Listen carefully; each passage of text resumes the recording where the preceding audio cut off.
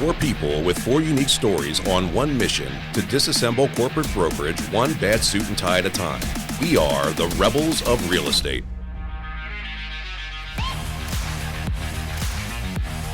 Hey, everyone. What's happening? Are you excited? It's What up?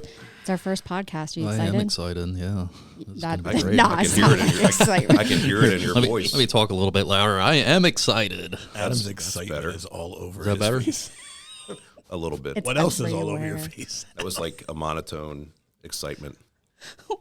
All right, we got to cut that. No. Wow. That's good. Okay, that's Redo that how one. we're going to start Yeah, this no. whole We're- podcast. That's not good. What's all over your We're- face? It's hair. It's hair. Facial hair. Yeah. The only place he grows it on his face, right? That's weird. Yep, we're digressing already. It's all good. So why are we here today?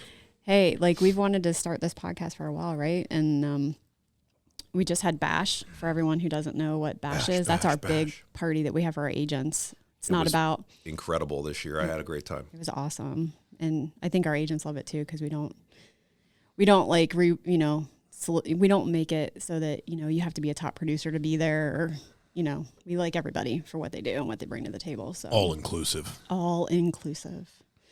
Yep. So one of the things we did at Bash though was we actually sat down and told our story to everybody that was there because most people don't know our story.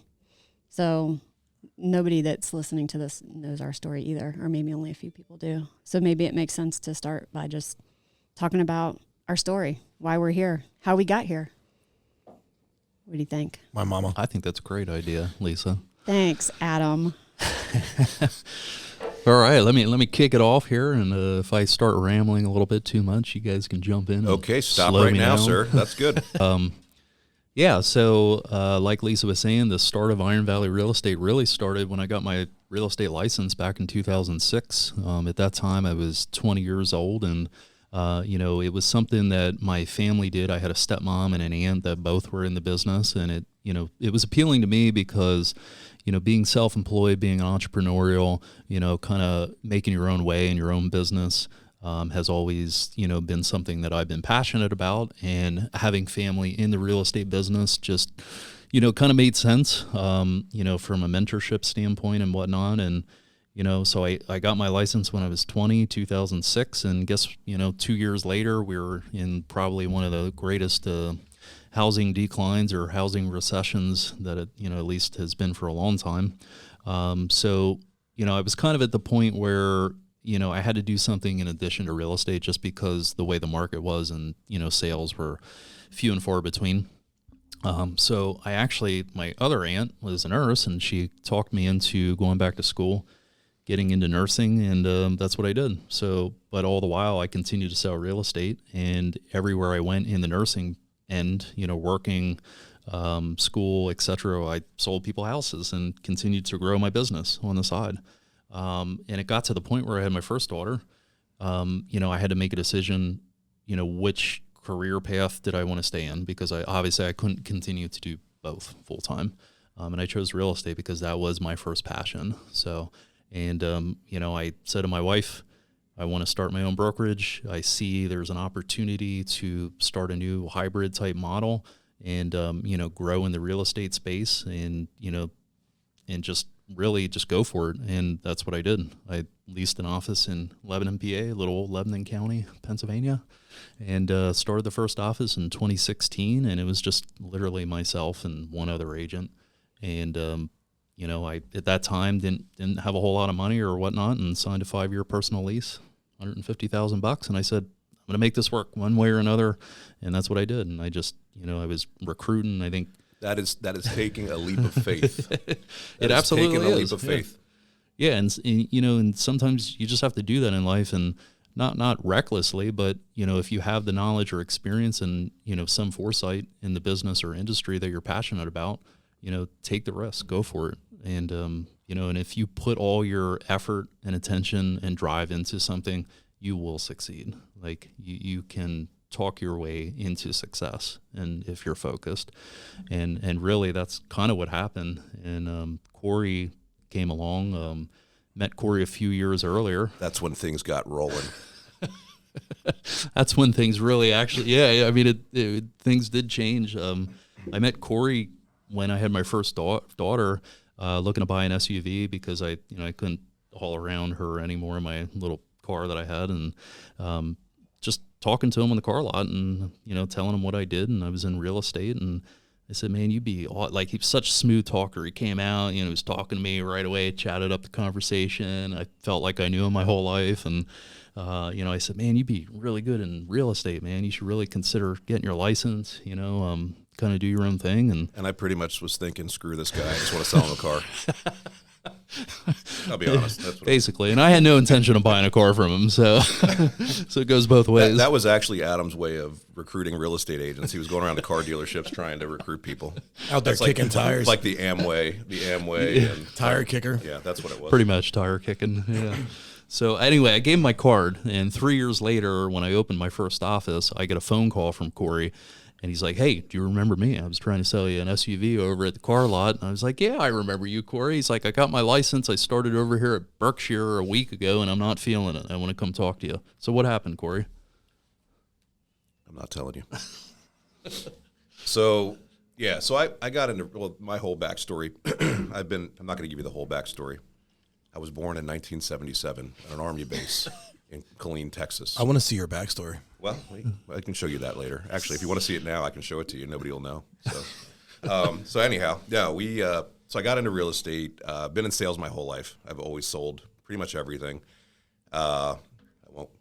Some legal, some illegal, but mostly legal things. So as I got into real estate, I realized that I was working for Berkshire Hathaway. Realized pretty quickly that it felt like a job to me. I didn't like the fact that, the broker or the manager for that office was like trying to push me towards a team, and it just felt very much like what I had just left in the car business. And the car business for me, I was tired of the status quo.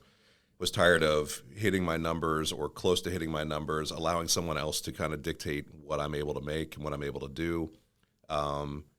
Changing my pay plan more than one time. So for me, I was like, here I am working my butt off for these people. I'm working 60 hours a week, and then they change my pay plan, or I'm allowing someone else to dictate, hey, this is what you can make.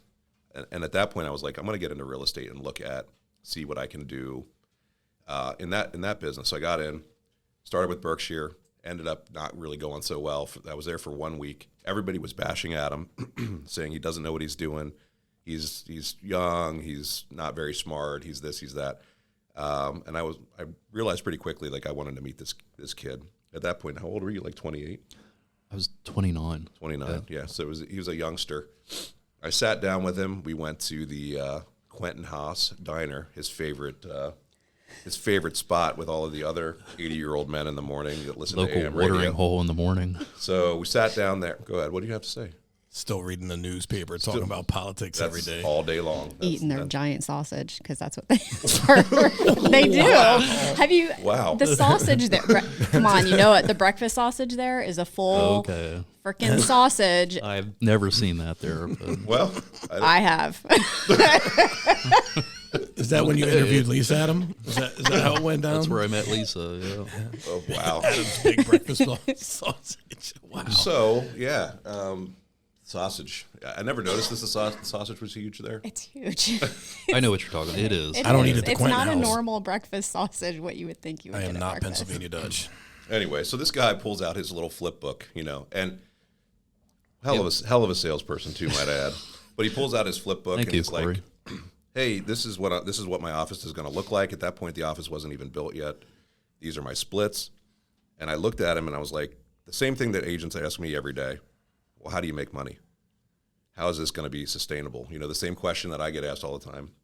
Realize like this is, if this is true, this is huge. And I knew immediately, and this sounds cheesy, but I went home to my wife and I was like, this thing is definitely could be huge. It could be that thing for me. So she said, hey, well, you just started with Berkshire. It's not like you've been there for a long time. She's like, give it a shot. So I left, started with Iron Valley, worked for 6-8 months, did pretty well as a new agent. He asked me about 8 or 9 months in, hey, would you be interested in opening an office? I said, you're probably really stupid, but hey, if you want to do that, that's cool. He said, who would be a good third partner? I said, Rob Kleeper. I know he just got his license as well.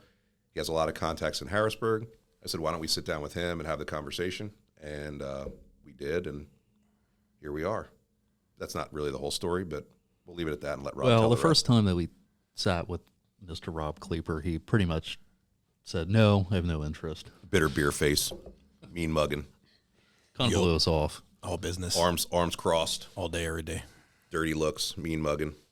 Finally, I was like, this guy's not interested, man. We need to find somebody else. No. That's true. Well, we did, and we tried to find someone else, and ended up, people stood us up 2 or 3 times. And then Rob came back around, and I'm going to turn it over to Mr. Kleeper. But yeah, I just thought you guys were idiots. I'm like, oh, thanks. Not because of what you were doing, because I was literally, I think I was like 7 or 8 months into business, like, and I'm like, oh, okay, yeah, let me go open a brokerage 7 months into real estate, killing it. I owned my own businesses before, but not real estate. So I was like, what am I going to do? Sorry about that. Allergies are terrible here in Pennsylvania today, so excuse us in our hacking. Ready to move to Florida. But yeah, so anyway, I was in the restaurant bar industry my whole life, 16 till my 30s. Took all of my life. You know, if anybody's in that business, it's like 90-hour work weeks. You're stuck in between 4 walls. You never leave. You have no life. You're out till 4 in the morning. You're always getting wasted. All the other things that come along with that business. And I owned a bar in downtown Harrisburg, a little cocktail martini lounge. I was pretty successful. Had a falling out with a guy who owned the building who was supposed to sell it to me. Deal fell through, closed it. Was going to open a sports bar close to home.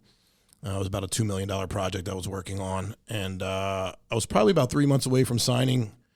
No, not 3 months. I'm sorry, like probably 3 days away from signing, actually. And my daughter was like 9 at the time, and I was home for a few months, not working. And she's like, Dad, I really don't want you to open another bar. I'm like, oh, shit. Okay. I'm like, that hurts. So I was like, all right, let me figure this out. So I decided not to sign the contract for the bar. And I'm like, well, I can't go work for anyone because if you know me, that not going to go well. So I was like, okay, real estate. I think pretty much everybody in this room. That's all of us. We're not working for anyone. Yeah. That's why we're here. So I was like, what can I do? So real estate. So I had a guy begging me for a while to do commercial real estate because of my connections in the business world. And so I went to go take a class, my pre-licensing class, only to find out that it was actually a Berkshire Hathaway class that was disguised as a non-Berkshire Hathaway class. And they recruited me, which actually was probably one of the better things that happened to me because they convinced me to go into residential real estate to start. And so I joined Berkshire Hathaway. I was there. I was blessed to have a really good DO who really took some time with me to talk about some things. But the unfortunate side is she didn't sell real estate for like 9 years. So she's like, hey, go knock on doors. Go hang door hangers. Work your circle of trust. You are going to sell lots of real estate. And that's not what the market was at that time because everybody else was doing the same things and that didn't work. And that was maybe 20 years ago. Yeah. What people did. Super old. So the one thing that did resonate with me when I sat with Adam and Corey is Adam was like, hey, listen, are you buying leads? And I'm like, what do you mean buying leads? He's like, are you buying leads? And I'm like, well, no. He's like, go look into realtor.com, buy some leads. Don't spend a ton of money up front. Build your business. Take whatever money you make off your first couple deals and up your spend. And I'm like, okay, I'll try it. So I did that. And instantly my business changed. And that's actually why I called back the second time because I'm like, here's this brokerage that's been around forever, Berkshire Hathaway, and they're supposed to be great. And the reason I chose them is because I felt like they were going to help jumpstart my career. And in 8 months that I was there, they didn't do anything for me. And the 1 month that I was with Adam, he's like, hey, or one combo with Adam, he's like, hey, you're buying leads, and it changed my business. So, for me, that was the deciding factor. And I called them and I'm like, all right, let's do it because, he understands the business and what's going on in today's market. So I'm like, let's jump in. So we did. And we grew super fast. 30 agents in like 3 months in Lingelstown. Grinding on the phones. Yeah. That's all we did. Day in and day out. terrible. You say day in and day out. What were you doing? I was painting. Remember, He we did were help all paint. painting. He did help paint. Our first office, it needed some paint and carpet, and we said, we can paint. We'll take care of it. And Terrible. no, That was never horrible. again. Don't ever hire us to paint your house. Yeah. Or anything, really, for that matter. You use child labor too for that. We did. Yeah, my kids also. Honestly, my biggest memories of the first office was me and Corey almost beating people up regularly. Corey would kick me under the table because, it was horrible. Like, if you want to talk about, like, success stories or starting out or what it's like is, man, people would just look at me and Corey in a room and flat out say we're idiots. Like, this is never going to work. You're an idiot. There were days where him and I would have 6 or 7 appointments coming in, and we were running back and forth to each office to meet everybody. And there was one day, that the day he's talking about, there was a guy sitting across the table with a smug, suit and tie first off, smug look on his face, and he said, you guys are idiots. And this is after a day of meeting people. We were burnt out, we were tired, and I literally had to, like, grab him, hit Rob in his leg, like, don't kill him. Just don't kill him.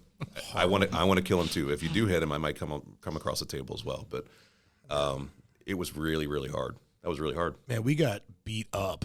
Like, we got beat up constantly. And for good reason for some of them, because, we had no website for agents. We had no systems. We just had really great splits. And Harrisburg was a pretty competitive market at the time. So, but it was eye-opening. And I think the biggest thing we took out of it is we all got together and we're like, how do we improve this? And how do we make it easier to recruit people? And even with all those, despite all those, we still crushed it. Corey was on the phone. That was not my forte, and Corey helped me with it, but I hated it, and so I can relate to all the people that hate doing the recruiting calls because it's terrible.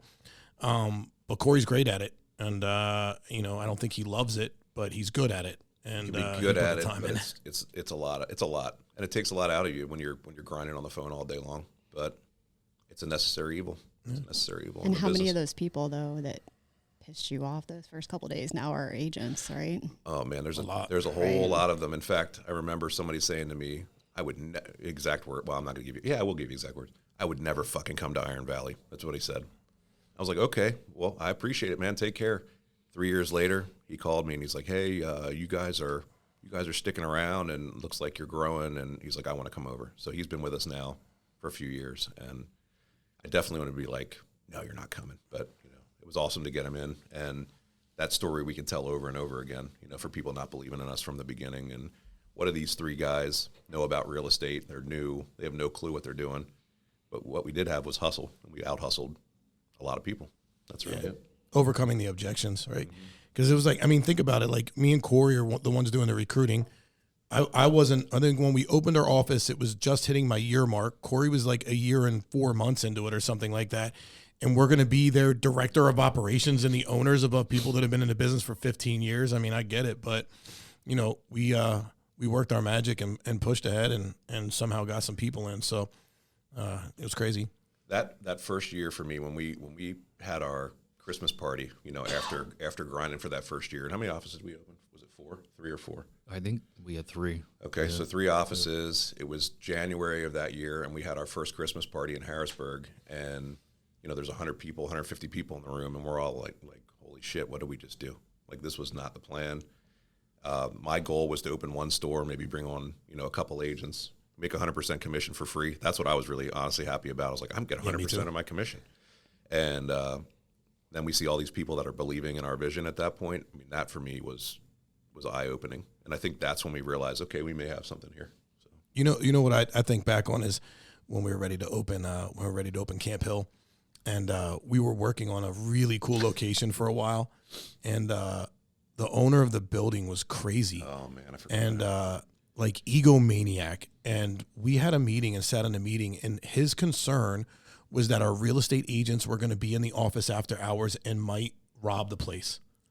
Literally said that to us while we're sitting there. Take his sodas. Yeah, that was a big. Yeah, it was like crazy. To take his sodas out of his refrigerator. Like basically, I think he was looking at 3 guys that were, I was in my 30s still. I think I was in my 30s. You were or just barely 40, and he was young 30s. I was still 30s. I was like 39. We're all in our 30s. We were in our 30s. Yeah, so I think he was just looking at us like these guys are idiots and they're young punks or something. But and then we call it "fuck you" money, right? Because he was like he just treated us like shit. So we're like, all right, bro.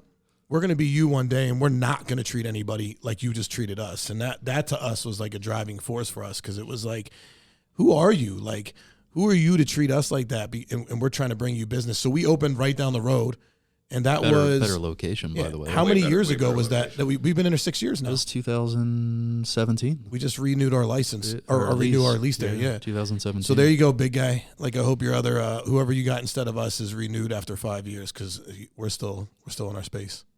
Yeah, it worked out actually. Now we're right on a major highway. But the thing with guys like that is, coming from our past, I'll speak for myself, coming from my past, you automatically feel like you're less than, regardless of whether or not you're doing what you're doing. You still second guess yourself, coming from the past that we have, or that I have. I'll speak for myself again. So when you have somebody like that, when you're trying to grow and you're already doubting yourself, and then you have somebody shit on you like that, it makes you feel like, maybe this guy's right. Maybe I can't do it. Yeah, not me. That's the thought that comes into my brain, man. I'm gonna be him, Yep. and I'm gonna do it the right way. Yeah. That's all I think. But it also goes to what Rob said about objections and why you're so successful, because you were the one who was always being, told that, and you're, so you push through it because you're like, I'm going to prove you wrong. So and that's what we do. I think that translates to how we do business too, right? Because it's like, we look at people like that, like they're our equals, regardless of our position. So we want people to be on our team. We want people to be right next to us. We don't want to be a corporate conglomerate, right? As an umbrella over everybody. We want to be right next to them. That used to piss me off, working in corporate, and people like, who you're talking to? And I'm like, they put their pants on the same way as I do every day. Yeah.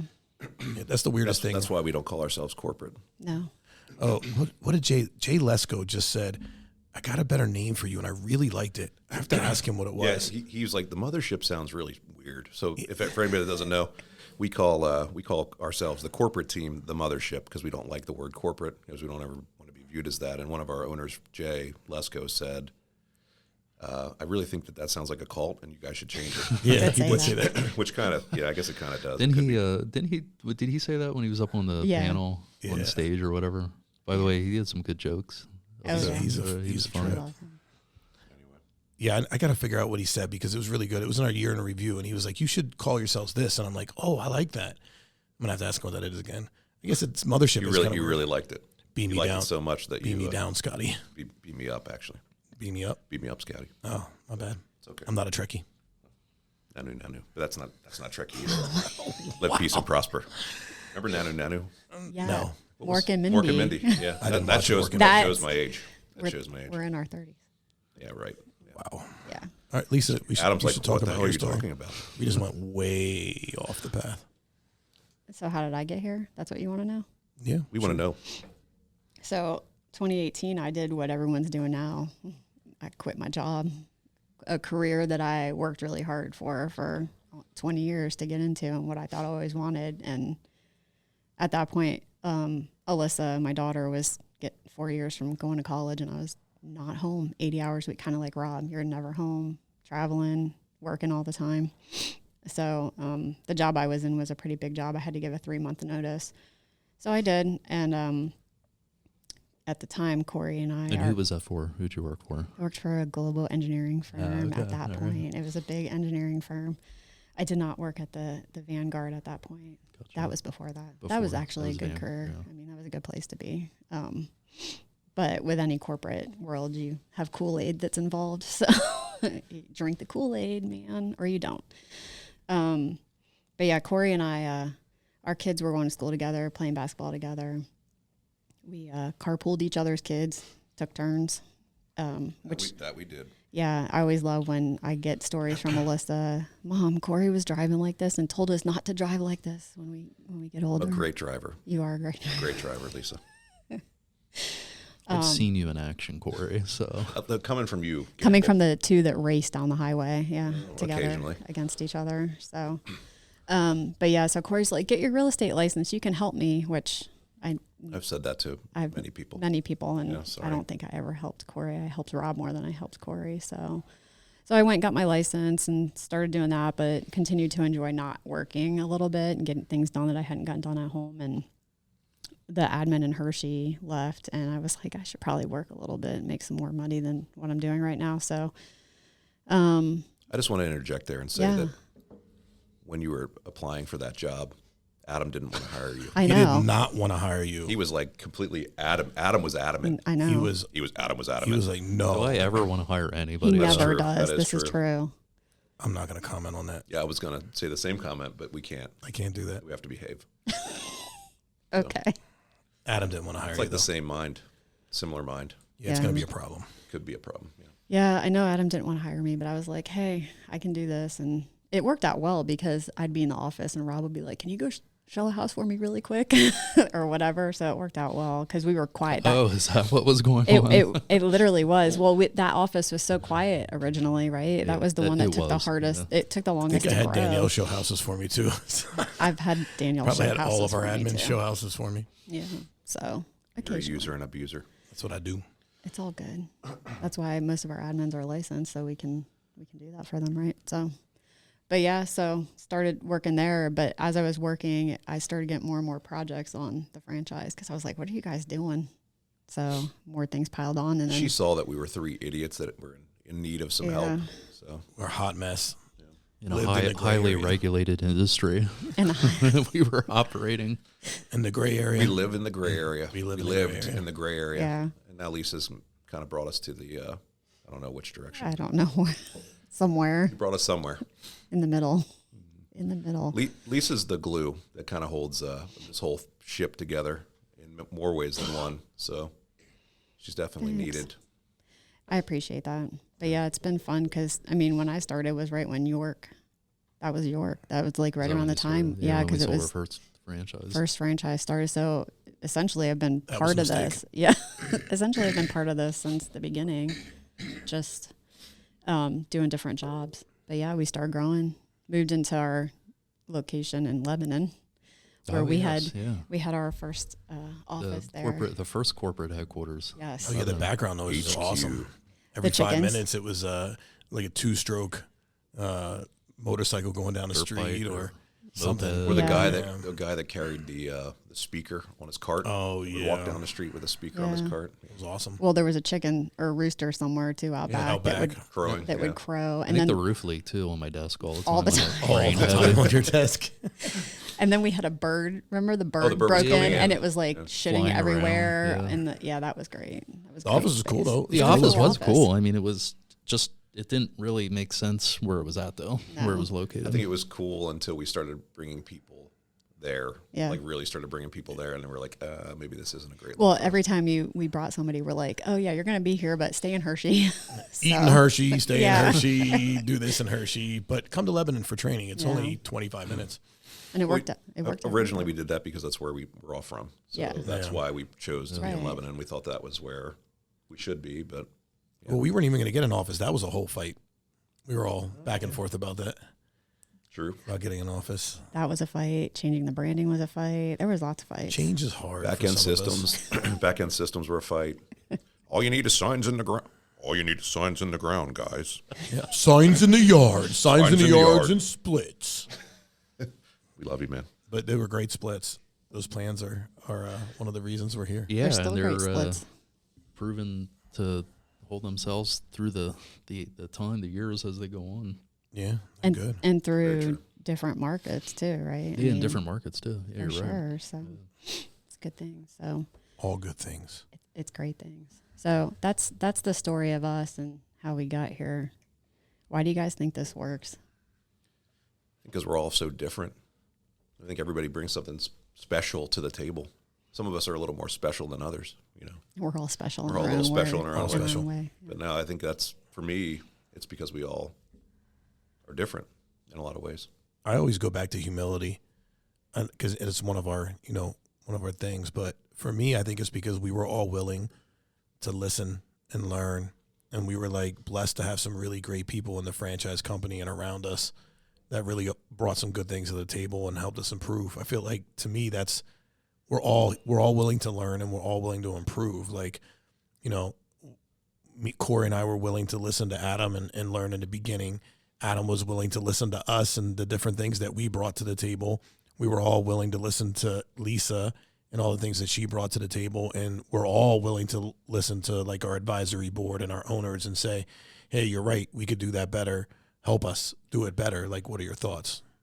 Exactly. To that point, that brings me back to when we opened Camp Hill, and I won't say what owner came into our office and said, I can't wait to watch you guys fail. Now, this is a brokerage that had been around for 25 years, something like that. And one of the biggest ones. Right.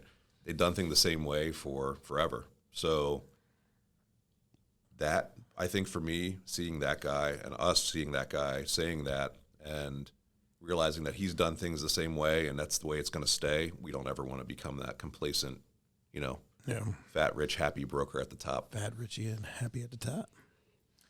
Anyway. I might be a little chubby, though. It's all good, man. Not quite rich. It's okay. I like to eat, too. So.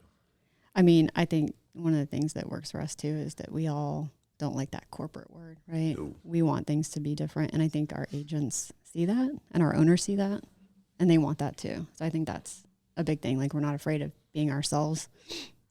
I think it's a good balance, too. It's not like, fuck the world, we hate corporate. Right. It's like we hate some of the things that happen in corporate. We understand that some of the structure and the things have to be there. Like necessary. we don't push back, but on those kind of things. But we're like, hey, listen, we can be different. It's 2023. Like you don't have to show up in a suit and tie to everything. You don't have to pretend you're better than everyone in the room. Like those are the things that we can throw in the trash. I agree. Agreed. So before we got in here, we actually were talking about the market. So maybe we should talk about that a little bit, like what's going on. Because I know here we were just saying how it's still crazy. Yeah, I think really, I mean, anytime the market is good and sales come very easy for agents, I think agents become very complacent, or a lot of people get into the business and don't really learn how to work the business. And then when that changes or the market kind of slows up or there's a shift or a pivot, a lot of agents kind of don't know what to do, or, they get out of the business altogether because they haven't focused or spent time on actually building their real estate business.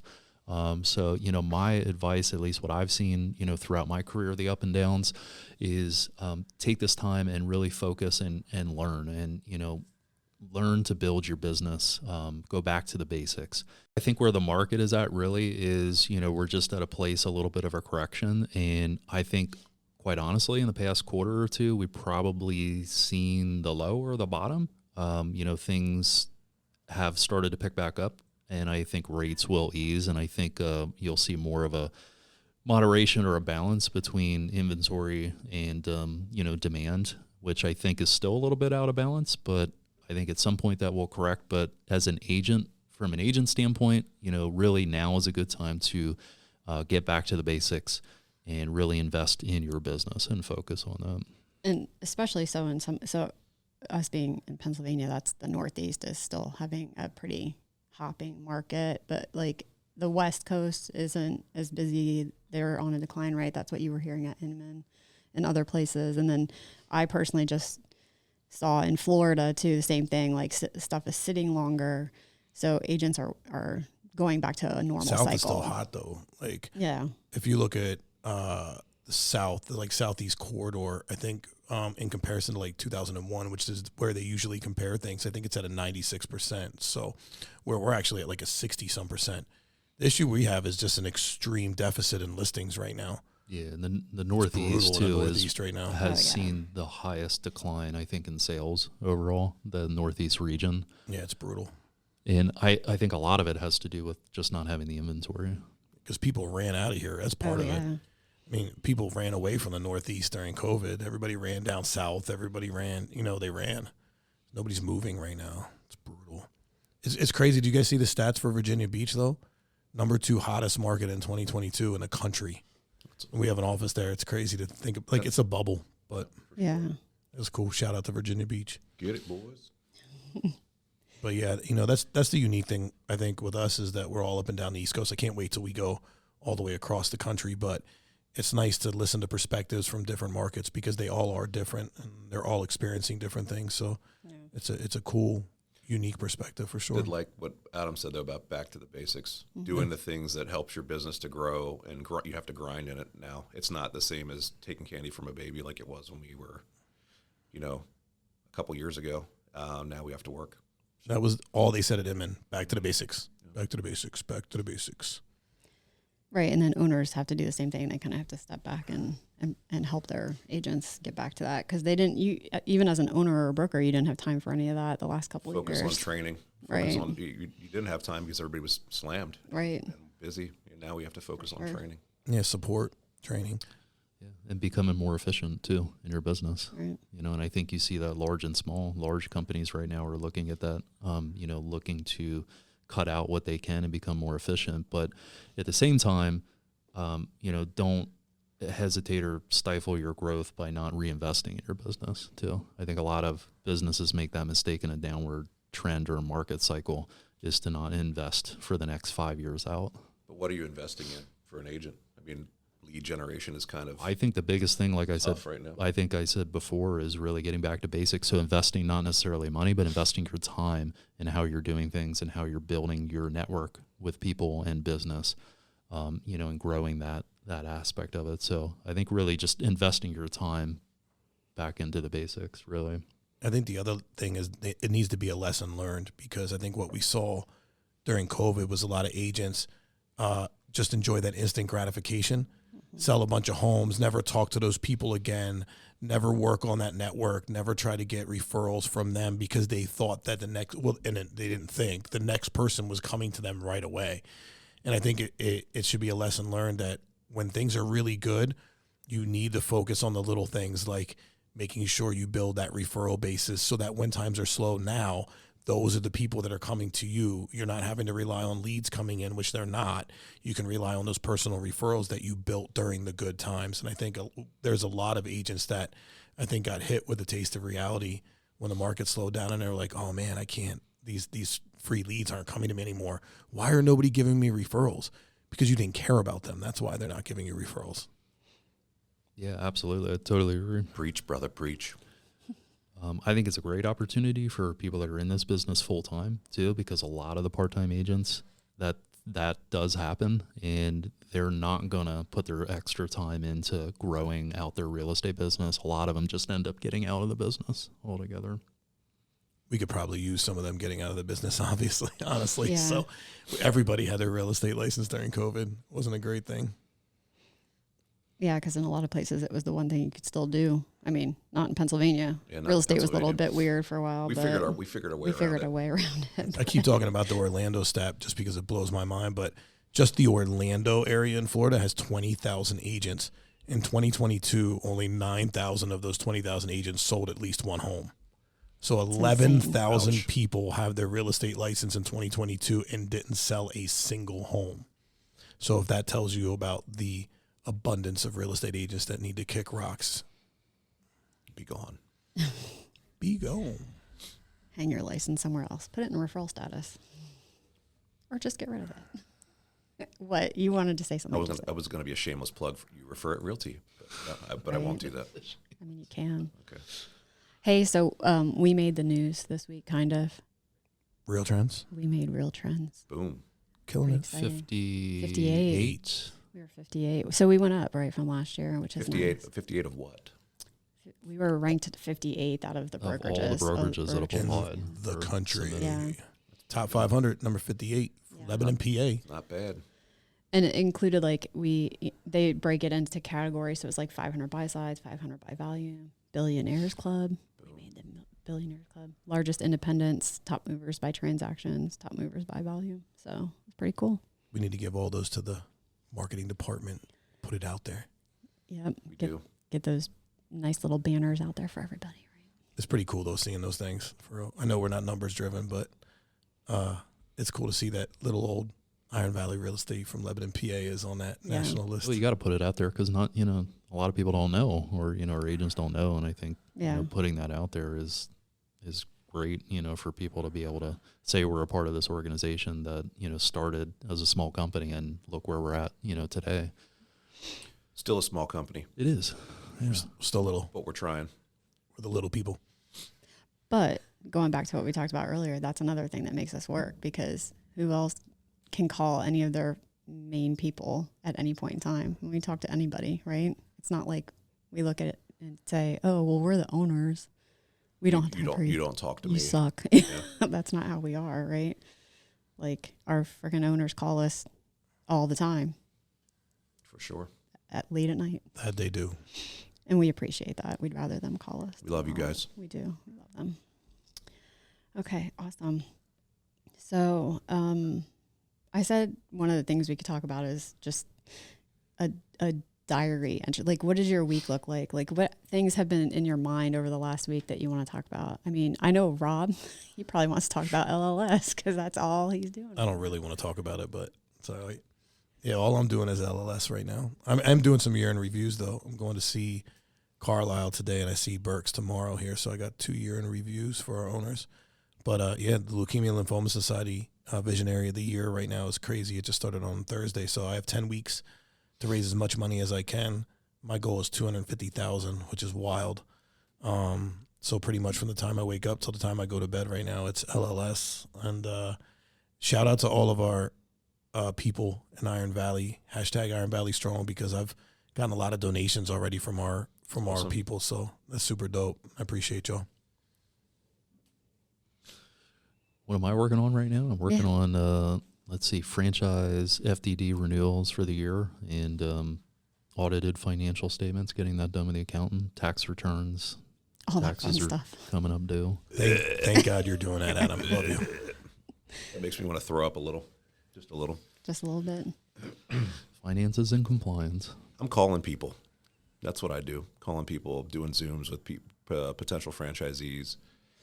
Meeting this week with some people in Exton for a possible franchise, and that's pretty much what I'm doing. Do you want to get into the philosophical stuff? Or I mean, we can. I mean, seriously, today. Like, we can. Honestly, that'll be a whole other show. So. It could just be part of this show. I mean, we don't want to do that yet. Because really, we don't want to scare people yet. We don't. But let's try to keep it surface level real estate. But I'm sure there's things that keep you up at night. Those are important topics because people need to know. Being hood rich, that keeps me up at night. Spending all my money when I had it, so I don't have it now. That's my problem. Oh, look, I need 5 4-wheelers because we're going to go 4-wheeling tomorrow. So let me go buy 5 4-wheelers cash. Really smart. Oh, look, I think I want to go fishing. Let me buy $5,000 worth of fishing gear to go fishing tomorrow, and boats and whatever else we get. Corey and I are really Rob and I have a problem with. Let's just say we are the poster children for ADHD. So this could be an ADHD show as well. Could be. Yeah, all right. Me and Lisa handle the budgeting and books here in the business. So. Yeah, Adam got a little nervous because we're throwing that out there. So he got nervous. Like, oh my god. No, but I mean, I definitely whatever I'm doing, I get all in. If I'm snowboarding, I'm buying 17 snowboards and one for each condition and all the gear, all the boots. For all the backcountry snowboarding that I'm doing, which I'm not. So, but you need all the stuff for it. You need it. It's important to have it. Gotta have it. As soon as you have it, you're like, I don't even need this. Yeah. And then you sell it all. Yeah. Brand new. Yeah. Worn one time. Yeah. And you lose like a couple $100 on everything. It's funny because we talked about this at lunch the one day, and I'm like, you guys are that way, and so maybe it's the ADHD, and I'm the exact opposite. I was the poor kid who's like, I'm scared to spend money and not put it in the right things because I'm scared I'll never have money and I won't have food on my table and I won't be able to take care of my family. So even having, what I do have, I don't want to spend it. For me, Adam's the same way. For me, I think it's the hustler mentality, which is good and bad. Yeah. And I know you can relate to that because it's like, for me, I've always been down, but I've always figured a way to climb back out of it and make money. Like I'm very good about if I need to make money, I'm going to find a bunch of ways legally to make money. And I know that I can hustle and make it work. So I have that in the back of my mind, which is scary because then I live you're with always able to do it. Yeah. If I'm going to, I spend 10 grand today. Oh no, I need 10 grand. I'm going to find a way to make 10 grand ASAP and get through it. But it's a problem. It's a good problem and a bad problem, right? Because it's like, I do lean on, I'm not going to lie, and I appreciate Adam. I do lean on him to help me with that, and I've been trying to make a really good effort. He got me on Mint, which has been great, and I've been tracking everything, which is eye-opening. For all of you guys that spend way too much money and don't really track your finances, just get like a credit card that tracks it or something, or Mint, And it opened your eyes. I remember when I got my American Express and I got it back and I used it for like 6 months and I looked at the statement and it said $25,000 on food. And I'm like, that's a problem. Excuse me? And then we stopped going out. I've only gone out to eat once a week now since then for months. Now we eat at home and we cook at home, but it was like, you don't know that. If you don't track it, if you're not watching your spending, you don't know you do that. We're all learning. We're not pretending that we have our shit together because we don't, but we're getting there. So, right. As long as we're trying to move the right direction. And when you hear Rob say $25,000, Adam has his shit together in some ways. In other ways, he doesn't. But he has hearing Rob say $25,000 in food, people need to understand that means that he's also probably buying like $200 bottles of wine in that $25,000. Yeah, I'm sure of that. Maybe not 200. Like, no, when I'm out, it's only when we put it on the company card that we do that. That's true. Yeah, and put it on Adam's tab. About that. Now I'm usually, I used to be. I don't do it anymore. Yeah. But I used to be about $120, like bottles for like $100, $120 when I go out to eat. Now, but I still, don't for some people, they're like, that's not a reality, right? Like, it's stupid. That's not a reality. Right, yeah. exactly. For a lot of people, it's not a reality. It is stupid. It's stupid. So put it in perspective of that. You're like, okay, But I also believe work hard, play hard. So agreed. I've always lived like that. I have one life to live, and it might end when I wake up tomorrow. I think that's my biggest reason why I spend money or do the things that I want to do, because I look at my life, or look at my dad who died at 58 of cancer. I'm like, okay, well, if that's the case, I have 12 years. I have 12 years left on it. And not saying that that's going to happen to me, but that's how I view it. Right. Yeah. So why not enjoy the time that I have? You know? That's real.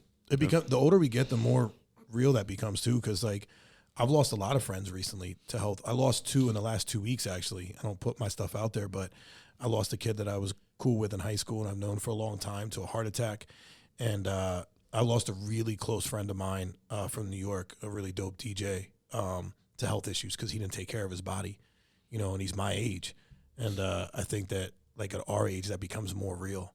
Like you see your friends that, you think you got another 20 years with and they're dying because they didn't take care of their health. So it's a reality, but you're right. It's like, oh, I don't want to go do this. I've always wanted this car. Well, I'm going to wait and not buy this car. Mm-hmm. And then what happens if I die 2 years and I never bought the car I wanted? So you know what? I'm going to buy the car that I wanted. And then if I can't afford it, I'll take it back. But seriously. Or get taken out by a basketball hoop. Yeah.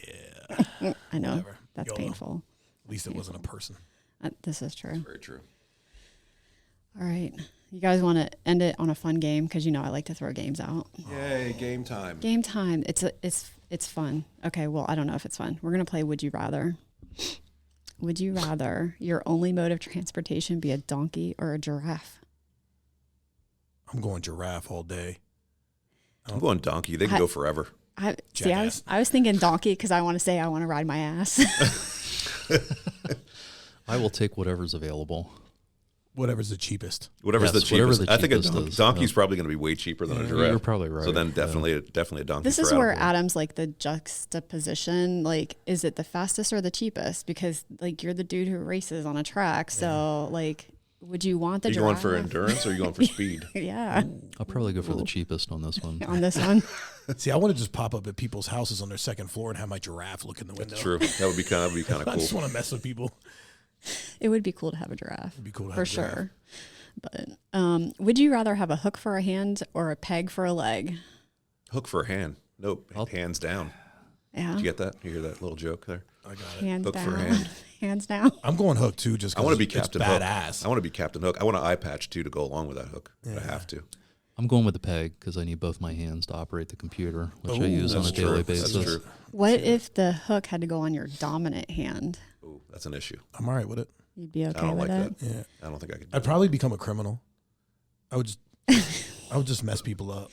Like, yeah, I don't know. Like if I had a hook on my hand, I'd be like badass. Doesn't that feel badass? I'd probably like throw a patch on my face and call. You need the patch, like a pirate. Bro. You have to. Yeah. Right. I'd probably but you could do that with a peg. I'd probably steal Jolin's pirate ship and just drive that around all the time. It's pretty slow though. It's definitely more intimidating to have a hook on your hand though than a peg leg. Exactly. That's what I'm saying. But you could hook a gun to the peg leg. Like See, have a gun. I was thinking you could With hide a stuff in gun. your peg leg. So I mean, the legs anymore though are There's so advanced, I like you know. can't even tell. No, but she said a peg leg. but It's it has to be a peg leg. Peg leg, Oh, yeah. okay. It's a It has wooden to be a peg. It peg has leg. to be. All Right. Yeah. I'd probably do the hook because I like to run too much still to have a peg leg. And if I can't have the prosthetics, I don't think running with a peg leg would work very well. I'd like to just that'd be funny. get over here. Yeah, so I'm thinking. See what I mean? That's what I mean. I wouldn't want to do that. Like, get over here.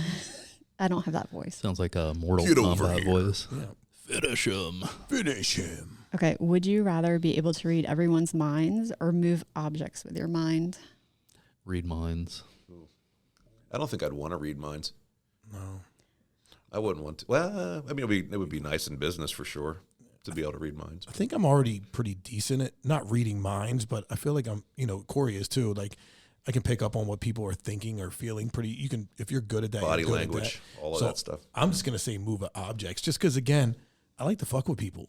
So, like, could you imagine, like, being in a meeting and their coffee starts sliding across in front of Spill it them? on them. That would be hilarious. I would think be we'd scare all our customers off by doing that. Yeah. I don't know. I honestly don't think I'd want to read anyone's minds because I don't want to know how dark and I don't That's what want I'm to know. saying. Like I wouldn't want to know what people are thinking. the people that you think I are know- probably like I know how I think, and I don't want to be in my head. Exactly. Someday. Yeah, that's a good point because somebody you really like or admire, and then you're in their head, and all of a sudden they're talking about some stuff, and you're in their head, and you're like, oh yeah, oh no, I don't want to know this. Yeah, exactly. that's crazy. Okay, would you rather have all the traffic lights you approach be green or never have to stand in line again? Never have to stand in line. I would never want to stand in line again. I think the line for The me. line is- for me, 100%. I could Yeah. the traffic lights I could handle, but I think like going to like Hershey Park It's not or gonna Disney always be World, man, red. you could just go get on a roller coaster and not have to wait. That'd be Yeah. awesome. Yeah, Fast I'm pass. impatient. A fast pass for life. Fast I pass. want a life fast pass. Roll up everywhere. That'd be great when you go to the airport. I can say that. I got the fast Especially pass. Orlando sure. Airport. That's the worst. Atlanta, I think Atlanta's worse. Than Pre-screen, Orlando, TSA like if you're pre-screen. leaving Orlando when all the families are there, Yeah. I It said is It's packed. that's I've hard. had Or a the cruise. 2.5 hour line before I had TSA. Like I'm like pre-check. I was like 2.5 hours I have to That's- stand So in. I got Orlando. lucky that time we were down in Orlando at the show. There was a massive line, probably a 30-minute line. And to get believe me, through. he loved the fact that he could show that he didn't need to use Clear or TSA to get through it. I mean, he was really enjoying showing that to me. Well, some guy that was there working for Clear came up out of nowhere and pulled me aside and said, "Hey, I can get you through here in a couple minutes," and it was free. It was a trial. They put me right through. free. Anyway, And then you're going to be like, Corey, forget that it was a trial, and then it's going to charge I've your card. been paying for it for 3 years now. I However long it's immediately been. canceled my subscription. So, Of course I you did did. not. Because we use it, and I use it for my family. well, when I we got go the to- TSA or the pre-screen, Yeah. which is free. Both are good because you know what I've been noticing right now? TSA pre-check sucks in some airports. There's been twice now because I was flying a lot recently for those year-end reviews and whatever else. There was twice that I had to go to the normal line instead of TSA pre-check because TSA pre-check was actually longer Yeah. Longer. than the normal line. Well, that's what Atlanta, the last time I was in it, that's how it was. That TSA pre-check was like miles long. I'm everybody's like, getting you're it. better off. Everybody's getting it now, You're yeah. better off just being in the regular line. Would you rather be unable to move every time it rains or not be able to stop moving while the sun is out? That's my so God. strange. I'm going to say not being able to stop moving when the Who sun's comes up out. with these Cool. questions? Yeah, that's I weird. don't know. I don't want to Wait, not be say able to say move. this again, Lisa. You would not be able to move every time it rains, or you wouldn't be able to stop moving while the sun is out. Like I just want to keep moving. Stop moving You'd want to stop while the moving. sun is out. Yeah. I'd be running all the Yeah, time. that's what I want. I'd be running Yeah. everywhere. Not But to could you mention it imagine rains if you here more lived? anyway. Imagine if you lived in like Alaska or one of those places that's like sunlight 24 hours a day. Yeah. Moving a lot. You would never get to sleep. Yeah, I think ever. rain is pretty depressing. I think It it's is. in a bad state of mind if you're constantly in rain. Yeah, that'd be horrible. And then then you wouldn't be able to move. I You'd lived be in stuck. Seattle for Yeah, anyway, you did, didn't a you? while, and that was so. For those of you that don't know, I'm black, and I would go to tanning beds there because you get no serotonin at all. I mean, you're literally in the dark all the time, and it's always raining and cold, and you just feel like crap. So yeah, I would go tanning, which was funny. That is funny. Get your vitamin D. Get your Yeah. vitamin D. And Seattle is Anything to get the beautiful. It's beautiful out Anything there. for the D, It is beautiful there, but I would not want to live there. vitamin D. That is. Would you rather have skin that changes color based on your emotion or tattoos that appear all over your body daily with what you did the previous day? Oh, man, they're both horrible. I don't really want to. Oh, ooh. I'll do the skin emotion thing. Would you? Yeah. Yeah. You already do that. Well, that's exactly why I picked that. Yeah. You already do that. Yeah, you already do that. I'm going to skin too, just because I don't want anybody to see what I did the day before. You never know what you did the day before. It'd be terrible. Part of me thinks do the tattoo, because how many people are going to actually look at every particular thing of your On those days that was bad, I just cover up or something. Yeah. Yeah, that's true. Yeah, you could cover it up. I mean, crazy. like Adam, you guys always call me out on my facial expressions anyway, so I don't really do anything show though anymore. Like 10 years ago, 15 years ago, that would be terrible. But now, like, I'm good. I probably would take the tattoos, honestly, now that I think through it. All right, I have 2 more of these and then we're done. Would you rather randomly travel time plus or minus 20 years every time you fart? Or what? Teleport to a different place on Earth, or it has to be on land every time you sneeze? I'm going sneeze. You don't want to go back or forth in time 20 years if you fart? No. I think I fart way too much to be. Yeah, that's what If you ate, imagine if you ate beans or Mexican I would never. food. I would then, right? constantly be. Nobody would ever everywhere. see me. Yeah. Right? Be out. Well, I'm You'd be a going constant time traveler. Right? Yeah. Oh, where's Corey? Oh, he's 20 years in the past. Yep, no, Yo, not to mention, He'll be back depending in a few on minutes. where they put you, Corey, you'd be in deep. you'd be in trouble. Deep, yeah, deep no, cut, bro. I'm Yeah, good. right. I'm Is good it on that. 20 years in the past and then in Back to the Future? Or Yeah, you like could go either forward, way. or You could is go it- plus That's 20 just years or weird. minus 20 years. I wouldn't Or want could to. you just continue to keep going forward? No, I think it's random. All random. So, yeah, I don't wanna do no that. thanks, I'm going to pass. So you I'm never good. get back to your initial starting point, maybe. Potentially. I don't want to go back This to is the very South deep. in the 20, 30, 40, No. 60 years ago. I don't, or ever. I'm good. Yeah, I don't need to go back too far. I do love the South, though. I do too. Okay, last one. Just not that part of the South. Sweet tea and collard greens. I'm down. All right, last one. Would you rather have a flying carpet or a car that can drive underwater? I'm taking Flying the carpet. Flying carpet. Flying carpet. Always Yeah. wanted one All of those. day. Yeah. I kind I of mean, have you do. one, You though. fly, bro. You have a plane. World. Sorry. That's what I was like. I could be like You Jasmine. could do that. Your hair would go in the wind. Fly over the world. Yeah, I do have a plane that Corey refuses to get into. Nope. I've gotten in it. That's a whole other. Once. That's a whole other Once. conversation. One time. I enjoy flying in a plane. I think it's cool. I like flying in planes that have two engines. No, I like his. Or more. That's cool. One It engine. just becomes a glider if you lose the engine. Yeah, sort of. I just like that you fly low. That's what I like about yours, because Yeah. you see things. Yeah. Like we saw some. It's crazy. Like when the first time we were flying over like Cornwall and Gretna, and you're seeing these houses that you never knew saw. existed there, and you're like, who owns that? Where did that come from? Like those kind of things are cool. I think. It's like a road trip, but you get to see a lot more, than For just sure. the road around you when you're driving. Definitely. I think it's cool. I may or may have not seen the flight simulator out on the Gap. May or may not have. But seeing like you can see it there too when you're flying. Like they let you fly the Black Hawk and stuff. Oh, on that. nice. And That's it's cool. kind of cool to see like the area. You're like, oh, I know where that is. Oh, there's my house. That's cool. Yeah, it's crazy. All right. Well, everyone, thanks for staying tuned to our first podcast. More to come. Thank you guys Yeah, thank you. Thank y'all. for listening to our ramblings for the last. I don't know how long this was. How long was this? Look at that. All right. Peace. Later. Yeah.